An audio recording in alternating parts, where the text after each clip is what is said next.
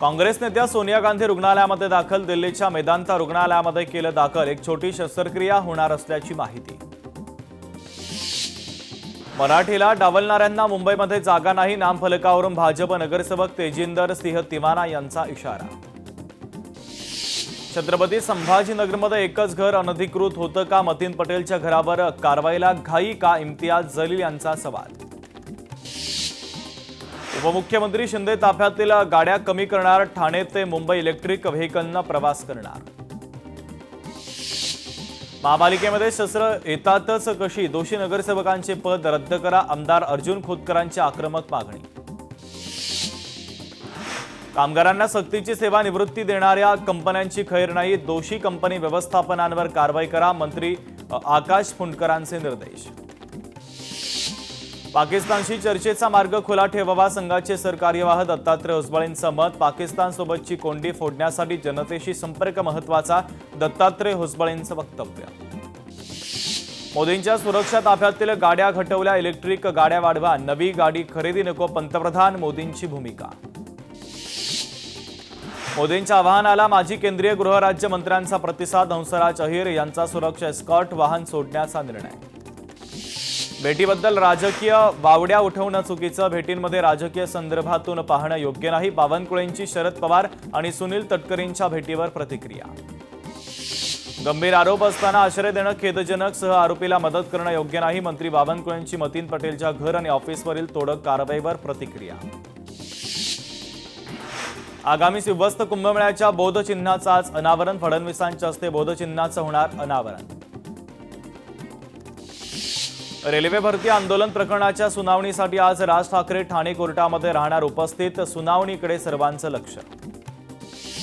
पंतप्रधान मोदींच्या आवाहनानंतर राज्य सरकार अलर्ट मोडमध्ये. राज्य सरकारमधील सर्व मंत्र्यांच्या ताफ्यातील गाड्या कमी होण्याची शक्यता. विधान परिषदेच्या नवनिर्वाचित 10 सदस्यांचा 14 मे रोजी शपथविधी. सभापती राम शिंदे सदस्यत्वाची शपथ देणार. जागतिक स्थिती पाहून आपण पुढची तयारी केली पाहिजे. सगळ्या बाजू समजून न घेता टीका करणं अयोग्य. राज ठाकरेंच्या टीकेला गृहराज्यमंत्री योगेश कदमांचं प्रत्युत्तर. देशात पेट्रोलियम उत्पादनांची कमतरता नाही. भारताकडे 60 दिवसांचा कच्च्या तेलाचा साठा. केंद्रीय पेट्रोलियम मंत्री हरदीप सिंग पुरींची माहिती. मतीन पटेलच्या कार्यालयावर तोडक कारवाई. महानगरपालिकेकडून अतिक्रमणाच्या विरोधात मोठी कारवाई करत कार्यालय जमीनदोस्त. निदा खानचा आश्रय भोवला. छत्रपती संभाजीनगरमध्ये एमआयएम नगरसेवक मतीन पटेलच्या घरावर सकाळी 6:15 पासून बुलडोझर कारवाईला सुरुवात. कारवाई दरम्यान तगडा पोलीस बंदोबस्त. मतीन पटेलच्या घरावर बुलडोझर कारवाईपूर्वी रात्री 12 वाजता एमआयएमचे नेते इम्तियाज जलील मतीन पटेलच्या मतदारसंघात दाखल. छत्रपती संभाजीनगरमध्ये एमआयएमला गळती. मतीन पटेल नंतर आता नगरसेवक मेराज खान अटकेत. मनपा निवडणुकीमध्ये तिसऱ्या अपत्याची माहिती दडवल्याचा आरोप. निदा खान लपून बसलेल्या घरावर बुलडोझर. महानगरपालिकेच्या अतिक्रमण हटाव पथकाची कारवाई. मनपानं केलेल्या कारवाईत अखेर घर जमीनदोस्त. बुलडोझर कारवाईच्या दरम्यान मतींच्या कुटुंबियाची गांधीगिरी. महानगरपालिका अधिकाऱ्यांना हार घालण्याचा प्रयत्न. महिलांकडून मनपा अधिकाऱ्यांना संविधानाची परत भेट.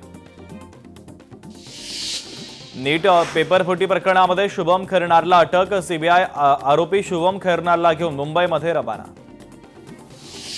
वैद्यकीय पदवी प्रवेशासाठी घेतली जाणारी नीट यूजी परीक्षा रद्द. पेपरफुटीच्या संशयामुळे परीक्षा रद्द करण्याची नामुष्की. सीबीआय चौकशीचा निर्णय. नीट पेपरफुटीचं लातूर नाशिक पुणे कनेक्शन. खासगी क्लासच्या सराव परीक्षेच्या पेपरमधील अनेक प्रश्न जशास तसे.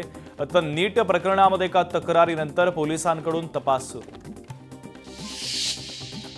नसरापूर प्रकरणातील महत्त्वाची अपडेट. आरोपी मुलीला घेऊन जाताना 3 मुलांनी पाहिलं होतं. 2 मुलांची साक्ष कोर्टामध्ये नोंदवली. नसरापूर प्रकरणातील आरोपीच्या पोलीस कोठडीमध्ये वाढ. आरोपीला 14 मे पर्यंत पोलीस कोठडी. नसरापूर अत्याचार प्रकरणामध्ये पोलिसांच्या हाती ठोस पुरावा. आरोपीला अडवण्याचा मुलांचा प्रयत्न. मुलांवर दगड फेकत आरोपीने पळून लावल्याचं सीसीटीव्हीत कैद. प्रत्यक्षदर्शी मुलांची ई साक्ष नोंदवली. भंडारा येथील पीडब्ल्यूडी कार्यालयामध्ये वीज जपून वापरा पाटी. मात्र अधिकारी खुर्चीवर नसताना सर्रास कूलर, फॅन आणि लाईट सुरू.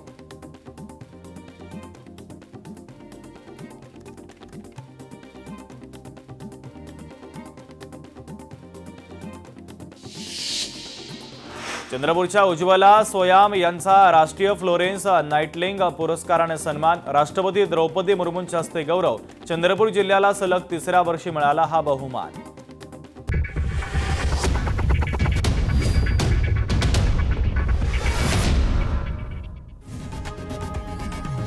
लोकशाही मराठी ऐका, पहा, जागरूक रहा.